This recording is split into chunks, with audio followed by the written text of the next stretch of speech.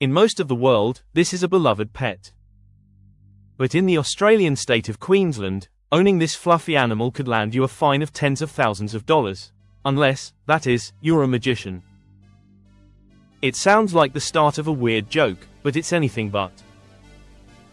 It's the result of a desperate, century-and-a-half-long war that Australia is still fighting.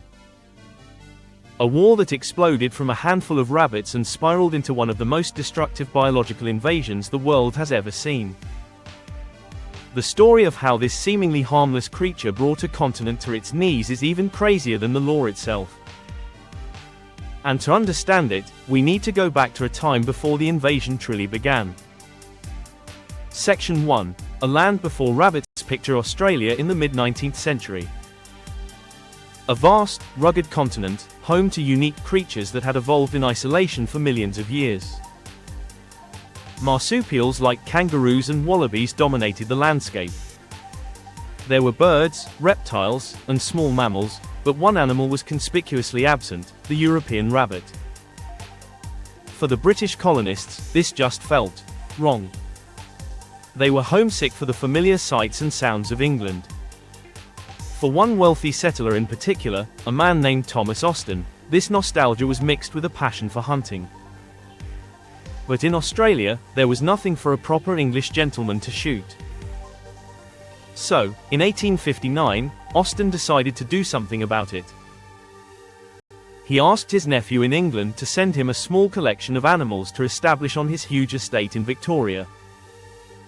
Among them were partridges, blackbirds, and about 24 European wild rabbits. While rabbits had been brought to Australia before on the first fleet, they were kept for food and hadn't spread. Austin's release was different.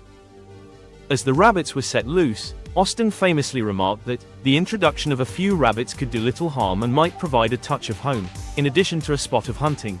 That sentence would go down in history as one of the most catastrophic understatements of all time. Section 2. The problem. The rabbit plague begins. Those 24 or so rabbits did what rabbits do best: they bred. But in Australia, they did it with terrifying speed. The conditions were perfect. Mild winters meant they could reproduce all year round. The soil was ideal for digging the massive underground burrows known as warrens. And, crucially, Australia's native ecosystem just wasn't prepared for them. The continent's predators, like dingoes and large birds of prey, hadn't co-evolved to hunt this new, rapidly multiplying animal, and their own numbers had often been reduced by farmers. The result wasn't just population growth, it was an explosion. Within 10 years of their release, it was claimed that 2 million rabbits could be shot or trapped each year without making any noticeable dent in the population. They weren't just staying on Austin's property. They began to spread. First across Victoria, then north into New South Wales by 1880, and into Queensland by 1886. By the 1890s, they had even reached Western Australia. They were advancing across the continent at a staggering rate of over 100 kilometers per year. The scale was unbelievable. By the 1940s, right before the first major biological weapon was used, Australia's rabbit population was estimated to be around 600 million. An animal that wasn't even loose on the continent 80 years earlier was now causing an ecological disaster. The escalation. The failed war. This wasn't just a quirky problem, it was an ecological and economic nightmare. The cost to agriculture today is estimated at over $200 million every single year. Rabbits stripped pastures bare, leaving nothing for sheep and cattle. They devoured crops, ruining farmers. They gnawed the bark from trees and shrubs, killing them and stopping native plants from regenerating. Their constant burrowing destabilized the soil, leading to massive erosion. For a country that depends on its land, this was a catastrophe. The damage to native wildlife was just as bad. Rabbits out-competed native animals for food and shelter. Many native species, from small wallabies to ground-dwelling birds, were pushed towards extinction as their food sources vanished and their habitats were destroyed. Australia had to fight back.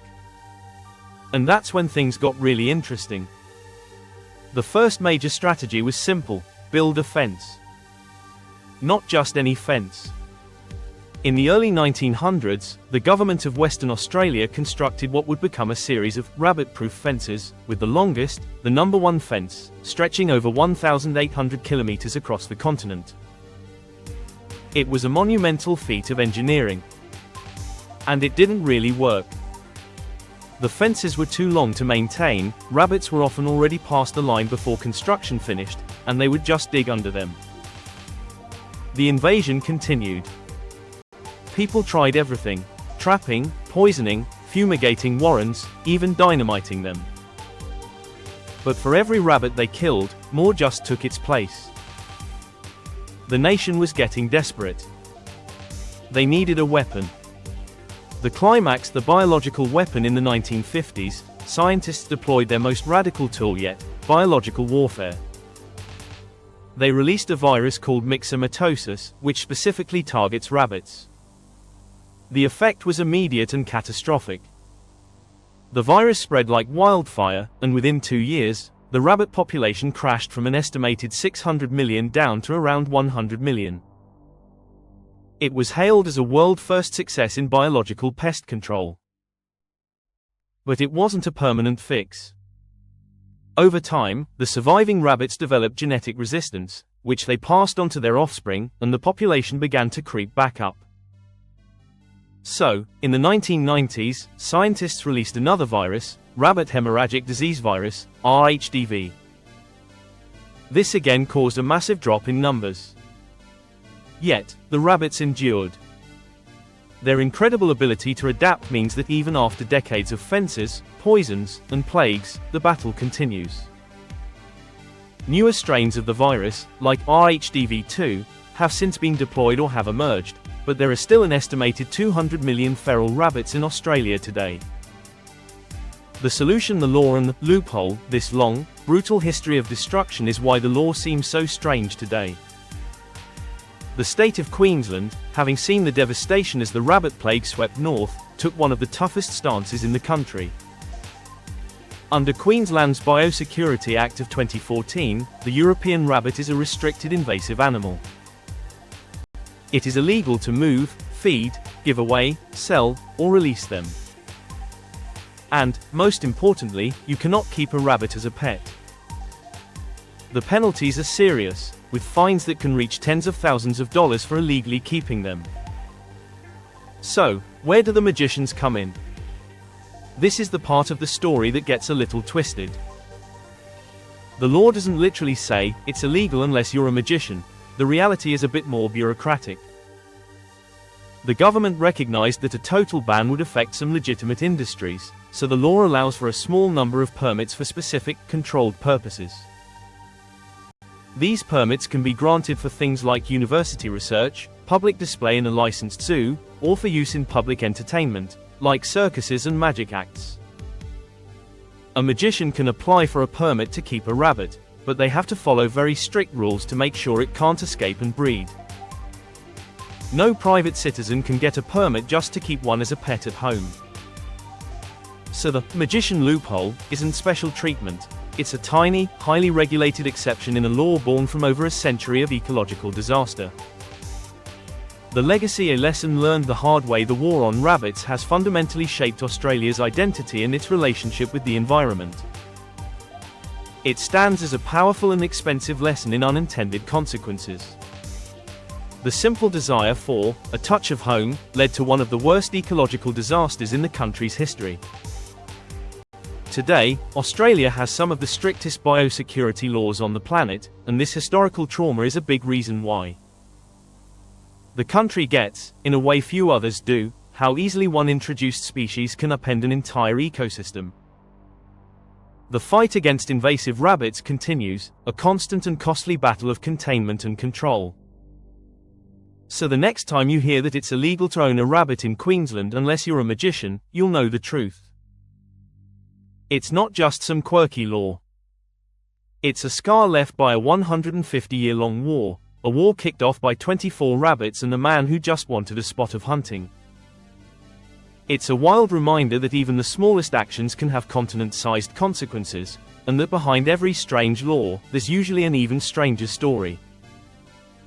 The humble rabbit, a symbol of innocence in so many cultures, became an agent of mass destruction in Australia, forcing a nation to take extreme measures that are still in place today. What's the weirdest law you've ever heard of? Let me know in the comments below. And if you enjoyed this bizarre bit of history, make sure to subscribe for more stories you won't believe are true.